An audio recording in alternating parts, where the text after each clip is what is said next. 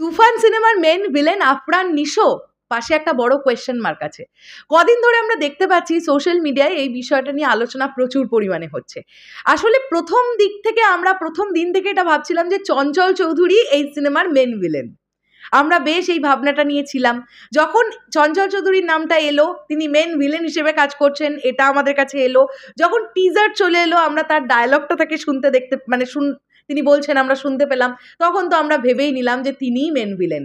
কিন্তু একপালা গান হলো তখনই, যখন তার ইন্টারভিউ সেশনটা তানভীর তারেকজির শো থেকে আমাদের কাছে এলো। তিনি নিজে বললেন যে তিনি কিন্তু এই সিনেমার মেন ভিলেন নন। আবার সেই একটাই প্রশ্ন উঠে এলো, তাহলে কি মেন ভিলেন হিসেবে আমরা দেখতে চলেছি আফরান নিশোকে? তিনি এই ছবিতে আছেন নাকি নেই, এটা নিয়ে একটা প্রচন্ড রকমের জলঘোলা চলছে।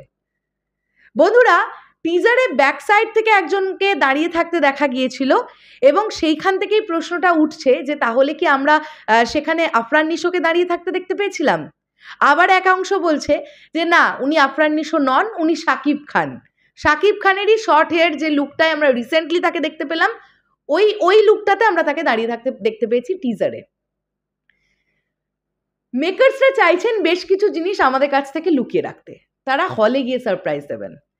এই ব্যাপারটা আফরান নিশো যে থাকতে পারেন, এটা আবারও প্রকট হয়ে উঠলো। কেন উঠলো? রিসেন্ট টাইমে যমুনা টিভিতে একটি ইন্টারভিউ সেশন হলো, সেখানে প্রযোজকদের এই প্রশ্নটা জিজ্ঞাসা করা হয় যে এই যে একটা রিউমার ছড়াচ্ছে আফরান নিশো এই ছবিতে আছেন, তখন প্রযোজকেরা বললেন যে এই বিষয় নিয়ে আমরা এখন কিছুই কথা বলতে চাই না, দর্শক যেটা দেখবেন সেটা হলে গিয়েই তারা উপভোগ করবেন। তো এখান থেকে আবারও অনেকের মনে হলো যে আফরান নিশো থাকতে পারেন এই ছবিতে, না থাকার কোনো সম্ভাবনাই নেই। হেন অবস্থায় একদল বলছে আফরান নিশো কোনোভাবেই নেই এই সিনেমায়, যাকে আমরা ব্যাক সাইড থেকে দেখতে পেয়েছি তিনি মেগাস্টার শাকিব খানই। আবার এক অংশ বলছে যে না, আফরান নিশোই, এত লুকোনো হচ্ছে মানেই আফরান নিশোই আছেন। কেন? নাহলে তো প্রযোজকরা ডিরেক্টলি নো বলে দিতেন, তারা বলতেন যে না, আফরান নিশো নেই এই সিনেমায়, কিন্তু তারা তো এটা বললেন না। এত জল্পনা কল্পনা নিয়ে আমাদের রাখা হয়েছে, আমরা উত্তর সেদিনই পাবো যেদিন আমরা হলে গিয়ে সিনেমাটা দেখব। তার আগে আমরা কিছুই বুঝতে পারবো না, কিছুই জানতে পারবো না।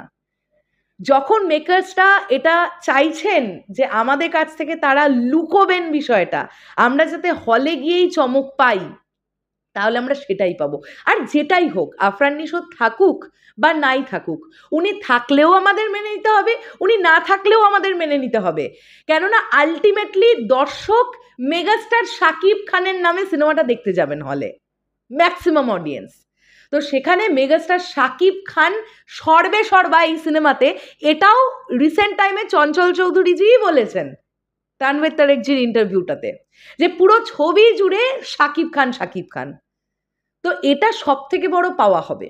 এরপরে যদি ডিরেক্টর ঠিক করেছেন যে না, আফরান নিশোকে দিয়ে তিনি একটা ক্যারেক্টার করিয়েছেন এই ছবিতে, তিনি আসবেন তো আসবেন।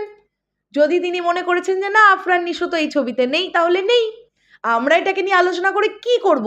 আর আমার মনে হয় সোশ্যাল মিডিয়ায় এবার এই লেখালেখিটা বন্ধ হয়ে যাক। মানে কাস্টিং কারা কারা আছেন, হলো তো অনেক দিন, এতদিন চললো যিশু সেনগুপ্তকে নিয়ে, তারপরে এখন শুরু হয়েছে আফরান নিশোকে নিয়ে। এই আলোচনা আমাদের করে কোনো লাভ নেই। যেটা আমরা পাবো সেটা আমরা কেমন পেলাম সেইটা নিয়ে আমরা আলোচনা করব।